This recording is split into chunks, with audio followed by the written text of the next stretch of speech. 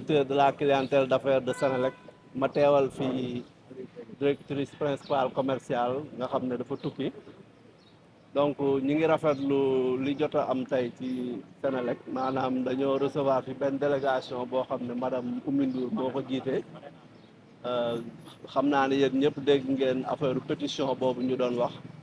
par rapport clients yi ay ñaxtu yu ñu am ci facture Senelec donc dalal nañ leen vraiment ci jàmm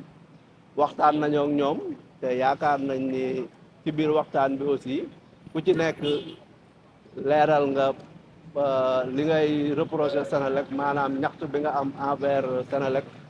aussi bien ci factures yi que ci woyofal bi donc ñun déglu nañ leen indil nañ leen ay tontu yu leer je pense que ñoom biñ fiy ñëw ak biñ fiy jógee soppeeku na parce que peut-être lu bari leerul woon seen bopp mais am na lu bari loo xam ne ñun jot nañ koo leeralal bi ñu waxtaanee ak ñoom ba pare maintenant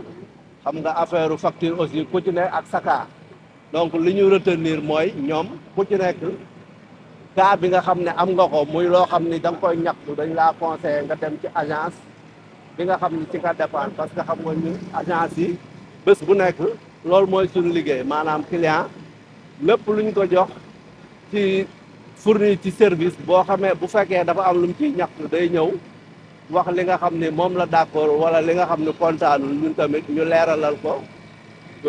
jox ko explication yi ci war yëpp donc loolu la ñu retenir ba normalement li ñu tënk mooy fii ak weer ñu dajale